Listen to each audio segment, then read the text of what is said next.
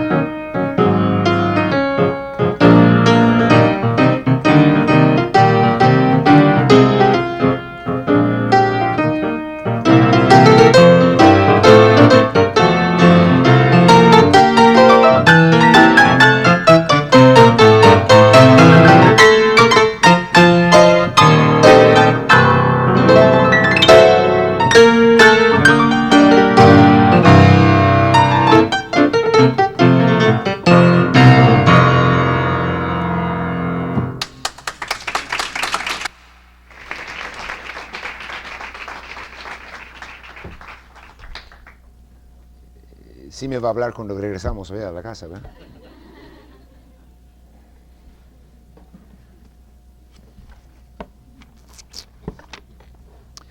Un credo para crisis. Así es lo que vimos hoy en la mañana. Crisis había.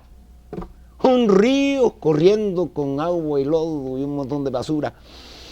Crisis, difícil, duro, imposible.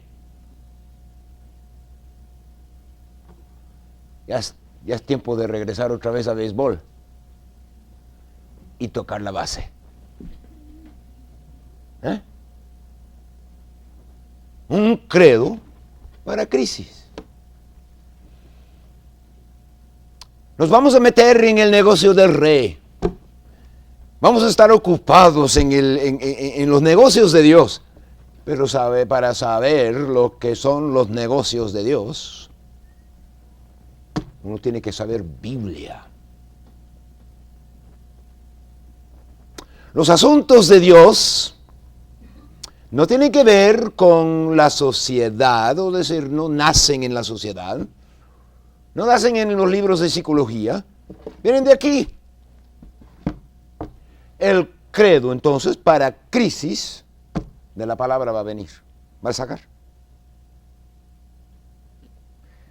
Dios no le nombró a Josué para que Josué hiciera como le diera la gana. Le seleccionó a Josué para que Josué cumpliera con lo que Dios quería que hiciera. ¿Sí? ¿Y para qué piensan ustedes que Dios le ha metido la mano en usted.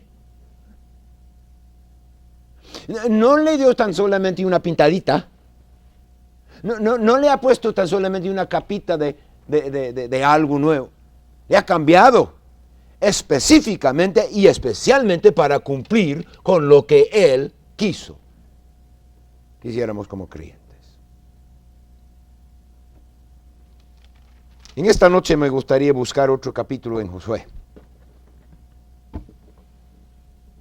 Y vamos a ver el capítulo 4, por favor, del libro de Josué.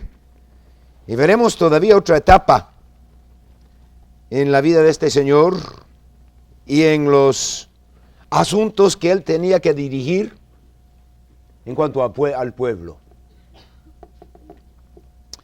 Es una gran porción. Cuando Dios en el Antiguo Testamento quiso demostrar, subrayar, llamar la atención, inclusive a la gente, a su poder, señalaba el Éxodo. El Éxodo era una manifestación del poder de Dios. Y en todo ese camino iba mostrando su potencia y su poder. Y llegamos en el capítulo 4 a lo que es prácticamente capítulo final del Éxodo y capítulo primero de entrada. Y sigue manifestando su poder. Cruzaron el río. Cruzaron con éxito el río. Lograron vencer lo imposible. Lograron enfrentarse a lo difícil. Y Dios había hecho un gran milagro. Ya pasó eso y ya llegamos al capítulo 4. En el capítulo 4, Dios les instruye o les instruyó a los jefes a mandar a que sacasen del río 12 piedras. ¿Se acuerdan, verdad? Digan sí. Muy bien hecho. Sacaron 12 piedras. Y las sacaron directamente del río, ¿no es cierto? Bueno, de donde estaba el río antes, porque ya estaba en seco cuando pasaron. Sacaron 12 piedras. ¿Por qué 12? Ay, fascinante, está bueno, hombre. Inteligentísimos. Ya leyeron el libro. O vieron la película. ¿Cuál es? No. Sacaron 12 piedras, uno para cada tribu. ¿Verdad? Sí. ¿Y por qué sacaron piedras? ¿Qué les iban a hacer con esas piedras? Es que iban a construir un monumento. Ahora bien, algunos de ustedes vienen de México, ¿verdad? Y del distrito, ¿verdad? Y de la ciudad, ¿verdad? De la capital, México, DF, ¿eh? Mire que no tienen el valor de confesarlo ahora, sí, de admitirlo. ¿Eh? ¿Qué será? Bueno, pero ahí en México, en el distrito, unas estatuas de aquello, ¿verdad? Unos monumentos enormes ahí y piedras sobre, y ahí encima un señor sobre un caballo. Ahí está. Yo no sé quién es, pero ahí está. Monumentos. Y esos monumentos, ¿para qué los tienen ahí en México? ¿Para qué los tienen en la ciudad capital de donde viene usted? O en la ciudad de Washington, o en algún lugar por ahí. ¿Por qué tienen monumentos? Pues es que quieren llamar la atención de la gente a algo. En el caso del capítulo 4 del libro de Josué, ¿a qué querían llamar la atención? A que Dios había hecho una gran obra. El monumento no era para que la gente dijera, miren las piedras, qué lindas. No era para que dijeran, ¿qué artista arregló eso?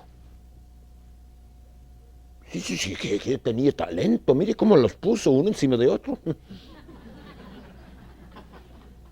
No era para que la gente admirara. Bueno, yo supongo que esas piedras fueron de las cosas de la clase más común.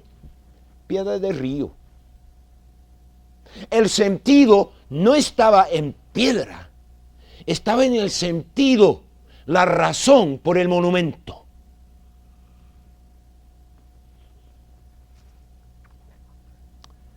Yo colecciono cosas, chunches, cachivaches. ¿Cómo lo dicen ustedes? ¿Saben lo que es un chunche? ¿Ah? A lo menos en forma correcta, según Academia Real. Pues un chunche es un cachivache.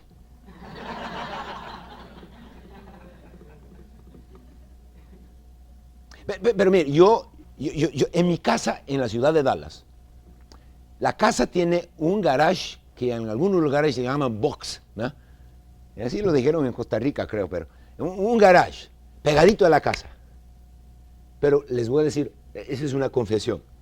Mi carro nunca ha estado en ese garage. Porque el garage está lleno de cachivaches, de chunches, de un montón de cosas, pero cosas de mucho valor, ¿verdad? Cosas que yo he encontrado en aquel lugar o por ahí. Fíjense que yo tengo la costumbre de pararme en el freeway, ¿verdad? Cuando yo encuentro una cosa ahí, una plancha de plywood, de triple, ¿verdad? O algunos de esos hules que usan los camiones, ¿verdad? Para amarrar sus... cuando yo me paro y abro la puerta y salgo a recoger. Ahora, el chiste es regresar a la casa, al carro vivo, ¿verdad? Pero lo hago, porque voy coleccionando cosas. Y mi garage está pero llenísimo de lo bonito, de lo útil. A propósito, cuando mi esposa está en el carro conmigo y voy viendo algo útil en la calle, ¿verdad? Y pongo el freno, ella se agacha. No quiere admitir que está conmigo, ¿verdad? Sin embargo, ¿sabe una cosa? Cuando allá en la casa me dicen, Alberto, no puedes reparar eso, por favor. Alguna cosa rota, ¿verdad? Entonces yo digo, yo creo que tengo en el garage algo que puede funcionar para reparar. Entonces se pone requete contenta, ¿verdad? Yo colecciono las cosas. En mi escritorio, allá en Dallas, hoy en uno de los estantes, tengo una piedra fea. Yo lo iba a traer, pero se me olvidó. Es una piedra así, pequeñita, fea, de ningún valor. No tiene plata, no tiene oro, no tiene diamante, es una piedra. Y la gente que contempla esa piedra en mi estante dice, ¿y eso? ¿Cómo me gusta eso? ¿Eh? Eso lo aprendí en Centroamérica. ¿Eh? ¿Y eso? Es que uno tiene que absorber algo de la cultura, ¿verdad? Que no. ¿Y eso? Pues eso es una piedra. ¿Cómo no? Dice, yo voy a poder que es una piedra, pero ¿qué? ¿Para qué tiene esa cosa tan fea ahí? Bueno, no voy a decir por qué.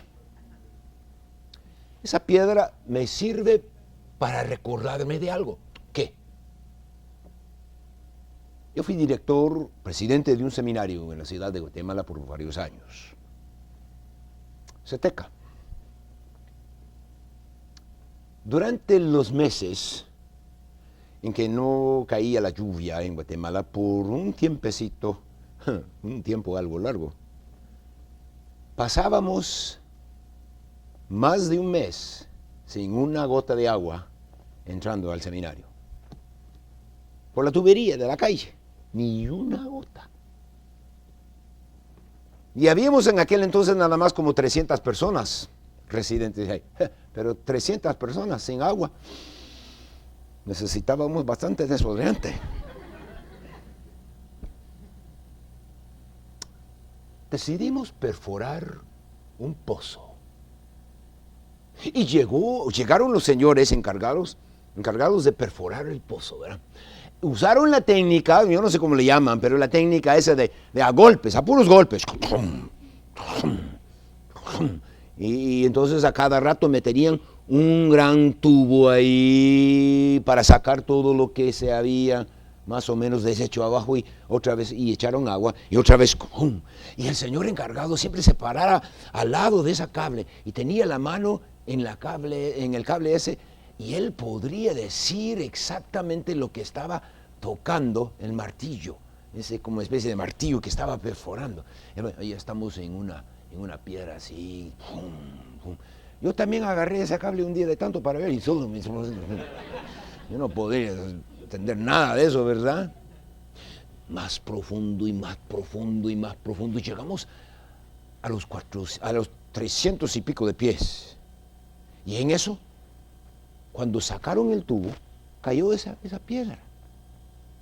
Yo agarré la piedra, seguía perforando y llegaron a 425 pies de profundidad y encontraron un agua pero sabrosa y deliciosa y pura, y por 25 años el seminario nunca ha estado sin agua. Más bien ha podido proveer agua a los vecinos, porque no fallaba el pozo.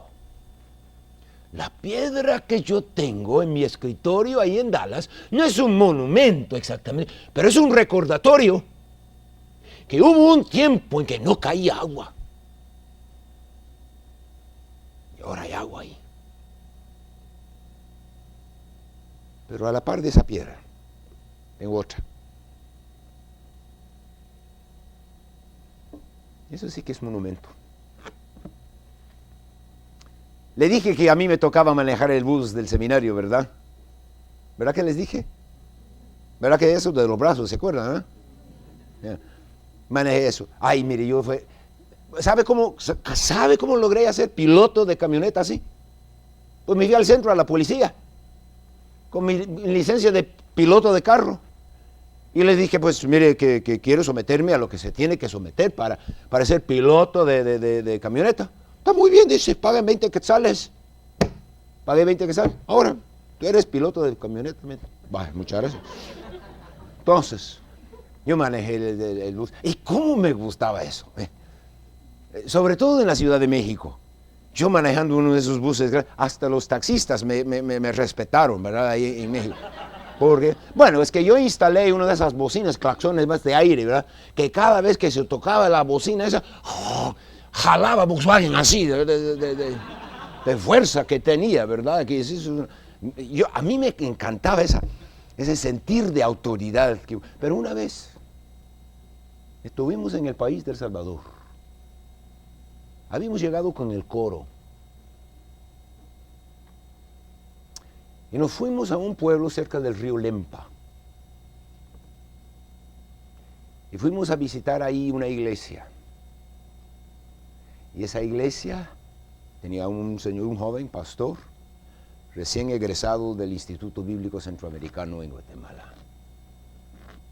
Soltero. Tuvimos unos servicios lindos, el coro cantaba bien y todo lindo. En la tarde, después de uno de los conciertos, un grupo de muchachos y su servidor nos fuimos a nadar en el río Lempa. No tiene mucho caudal, no es un río ya a lo menos ahí en esa parte de El Salvador. Pero nos fuimos a bañar. Rico el agua, porque había un calor, rico. Y yo, como es mi costumbre, a mí me gustaba el buceo y como era mi costumbre, me fui hasta abajo un poquito y encontré una piedra. Parecía que esa piedra fuera hecha exactamente para mi mano. Tenía los lugares para meter mis dedos así y estaba muy plano abajo. Cuando llegué al supervisor, ¿a ti está bueno eso? ¿Lo voy a llevar a mi oficina?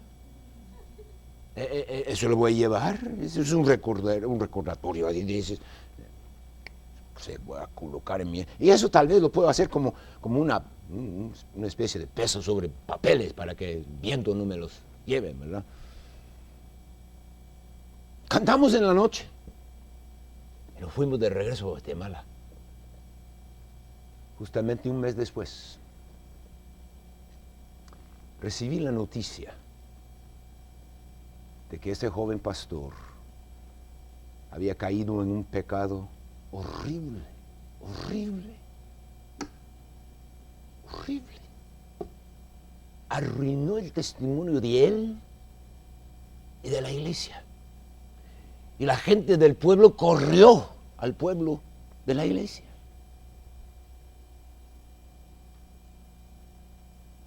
Y de repente una piedra que yo saqué del río para hacerme recordar de un viaje en ministerio, para poner una especie de prensapapel en la mesa de mi escritorio, llegó a caer en mi corazón como un gran peso. Y por 16 años orábamos por David.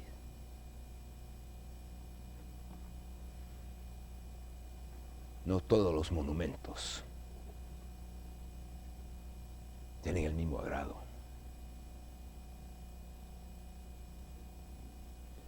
Pero le hacen recordar. ¿Qué quería Dios que ese monumento hiciera para Israel? Hacerles recordar de lo que Dios había hecho. ¿Y por qué importaba eso en esos momentos precisos? Es que había una necesidad de una gran obra para salir de Egipto. Había una necesidad de una gran obra de Dios para cruzar el mar muerto, el mar rojo digo. Había necesidad de una obra para cruzar el río Jordán. Pero les quedaba por delante todavía mucho terreno que poseer. Les quedaba por delante Jericó. Y un montón de gente, pueblos distintos, pero todos corruptos, paganos, idólatras. Situaciones más difíciles que el río. Situaciones más complicadas que solamente un ejército de los egipcios. Situaciones inmorales. Influencias del diablo mismo. Y Dios les mandó a poner un monumento para que más adelante echaran la mirada para atrás a decir, Dios hizo una gran obra a nuestro favor y lo hará aquí también.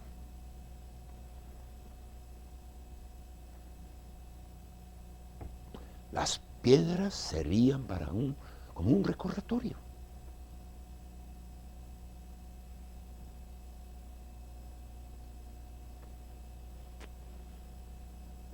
¿Tiene usted algunos monumentos, algunas piedras puestas, colocadas allá en su vida, para hacerle recordar que Dios hizo una gran obra? A la luz de eso, yo sé que Dios hará una gran obra. Y yo supongo que el seminario bíblico Río Grande no acepta a personas que no conocen al Señor. En ese sentido, entonces, los que estamos aquí somos creyentes y hemos puesto esa piedra. Podemos echar una mirada para atrás y decir, sí, ¿cómo no? En tal y tal día, tal y tal fecha, tal y tal hora, tal vez, yo acepté al Señor. El Espíritu Santo me condujo hacia ese conocimiento, obró de tal forma que yo lo entendí y me colocó en Cristo. Es una piedra puesta. De ahí en adelante no tengo dudas de eso. Yo sé que lo hizo. Y el que principió esa obra en mí, ¿qué? La perfeccionará. ¿Hasta cuándo? El día de Jesucristo. Ajá, mire, la piedra ahí está, el monumento ahí está, y la confianza está que Dios de ese punto en adelante hará. Qué bien. El monumento está puesto. Hay otro. La piedra, que es la de Romanos capítulo 12, versículo 1. Hermanos, os ruego por las misericordias de Dios que, ¿qué? Presentéis, ¿qué? ¿Cuántas veces? La gramática del versículo enseña perfectamente bien que es de una vez y para siempre. No es una presentación hoy y otra mañana. No es una presentación todos los días. Es una sola entrega de la voluntad mía. A propósito, la palabra presentar es una palabra técnica en la Biblia y se refiere a algo así. Aquí está el rey y aquí está el primer ministro. El primer ministro se presenta al rey. Se presenta para hacer y cumplir la voluntad del rey. No está aquí el primer ministro para hacer otra cosa, solamente para hacer lo que manda la potencia esa, el rey. Presentar entonces es colocarse antes para servir y cumplir con la voluntad de él.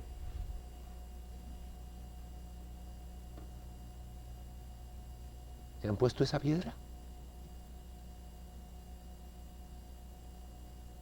Hermanos, yo lo siento mucho, pero no pueden servir al Señor sin haber pasado por Romanos 12:1.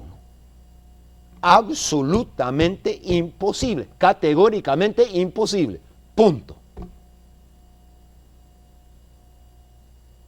¿Y cómo es que vamos a pedir la voluntad de Dios para mi vida o para nuestra vida si es que no lo hemos obedecido lo que Él ha revelado? Mire, el credo en crisis viene de la palabra.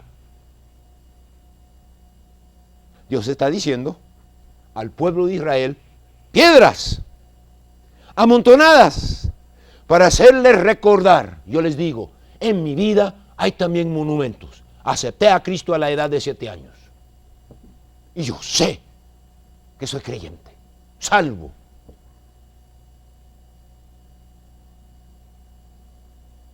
Yo les pregunto, ¿tienen esas piedras colocadas?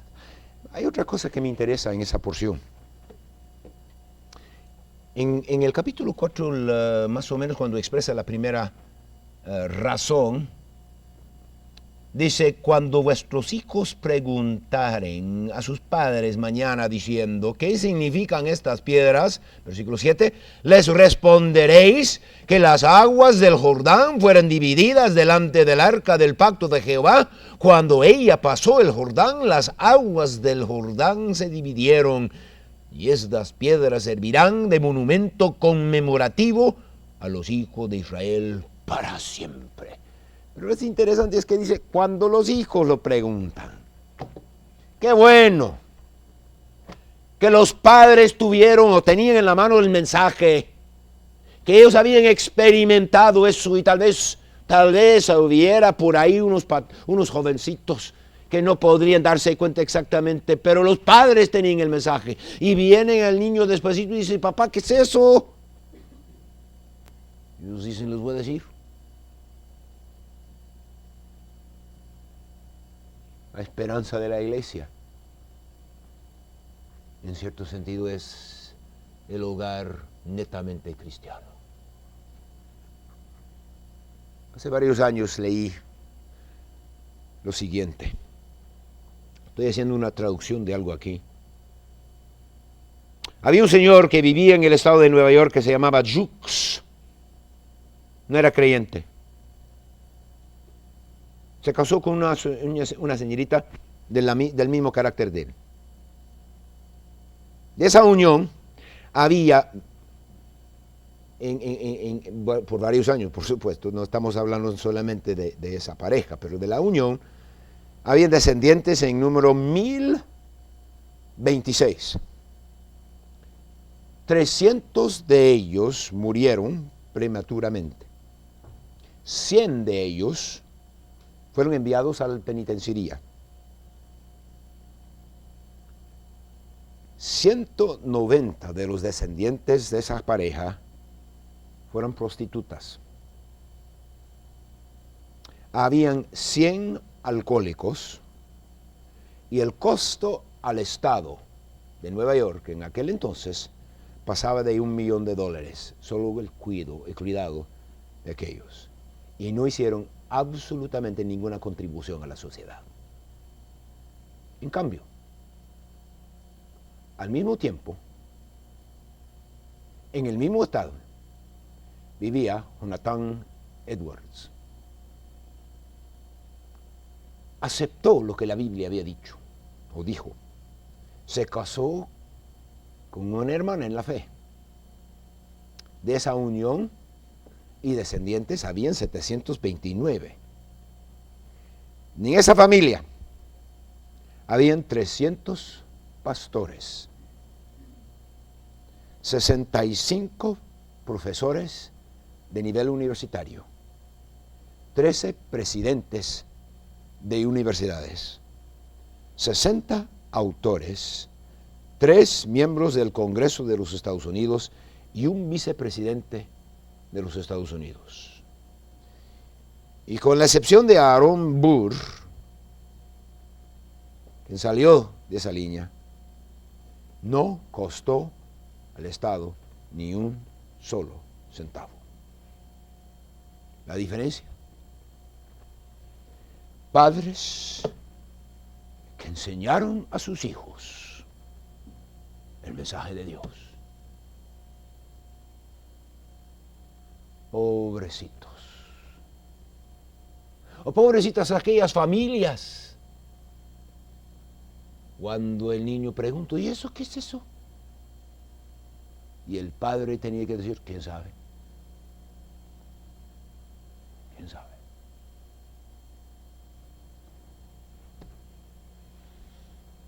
Hay otra cosa aquí. Solo hemos visto la mitad de la razón por las piedras. Es una mitad, una parte muy importante para que los descendientes sepan lo que Dios ha hecho, para que tengan las fuerzas para irse marchando hacia lo que tenían que hacer. ¿Sabe qué? La convicción en cuanto a lo que Dios ha dicho no disminuye la potencia del enemigo. No de por sí, no en sí, bajan la muralla de Jericó. El conocimiento de que uno esté en el centro de la voluntad de Dios, contemplando lo que Dios ha hecho, no quiere decir que no hay problemas, pero le da los recursos para vencer problemas. Pero solo hemos visto la mitad. Miren por favor, en el capítulo 4, el último versículo. Mejor tal vez vamos a leer 23 también. Porque Jehová vuestro Dios secó las aguas del Jordán delante de vosotros, hasta que habíais pasado, a la manera que Jehová vuestro Dios lo había hecho en el Mar Rojo, el cual secó delante de nosotros hasta que pasamos. Para que todos los pueblos de la tierra conozcan que la mano de Jehová es poderosa. Para que temáis a Jehová vuestro Dios todos los días. Oh. El monumento tiene un propósito para el consumo local.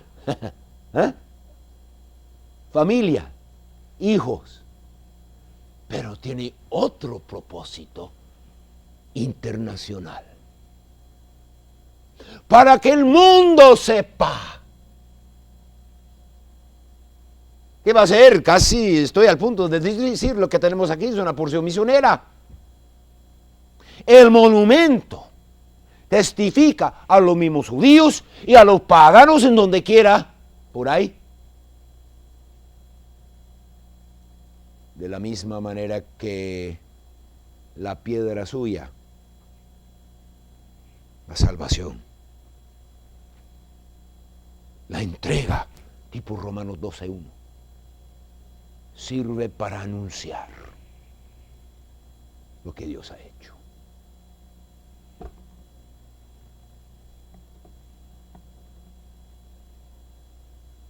Mis hermanos, lo que Dios ha hecho en mi vida, en su vida, los grandes cambios, el poder manifestado, es para que el mundo sepa. Hay un propósito en mi vida.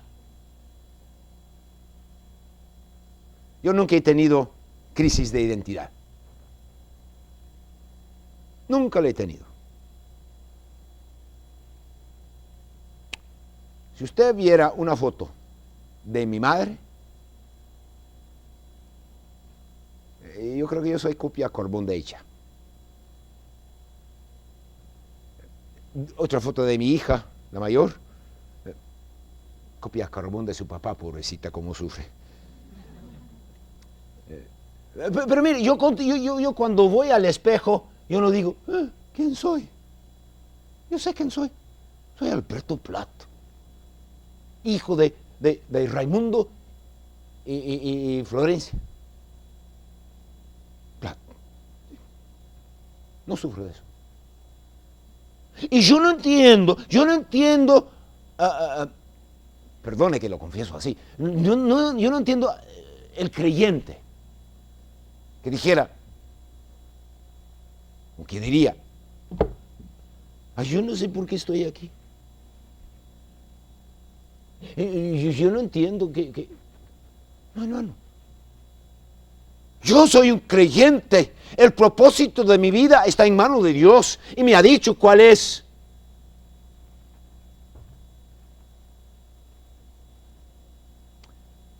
Y en cierto sentido yo soy un monumento. Y mi manera de vivir y mi manera de hablar, todo lo que yo soy ha de testificar delante de todo el mundo, la familia y fuera de la familia, el poder de Dios para transformar una vida.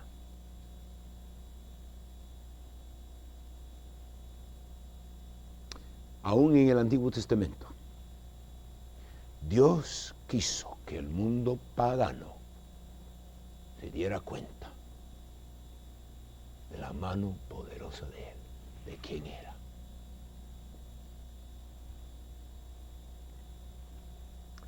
¿Qué clase de monumento es usted?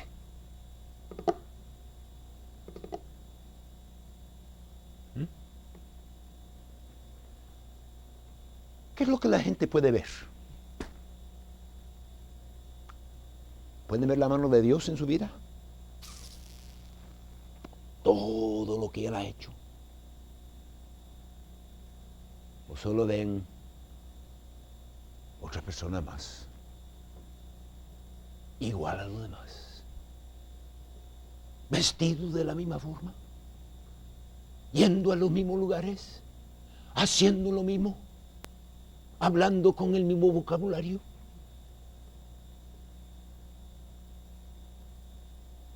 ¿Qué clase de monumento es?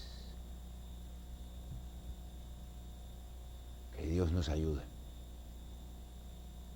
a que el propósito de las piedras puestas esté reconocido.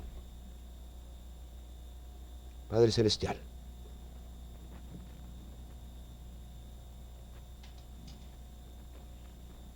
gracias por hacernos recordar que tú eres un Dios poderoso,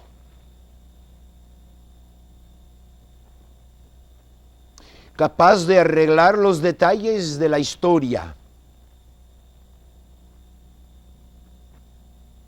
para que Israel saliera de Egipto sin oposición de naciones alrededor.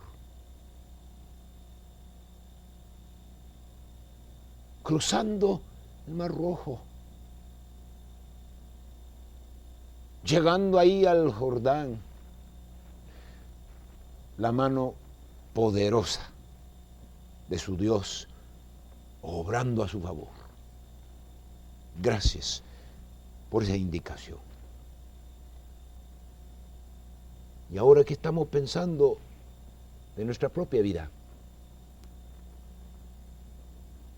esperamos poder representar ese poder de Dios, el poder tuyo, en una forma correcta. Esperamos que el monumento de nuestra vida sea un monumento bien puesto y que dé testimonio de lo que tú has hecho. Confesamos nuestro credo.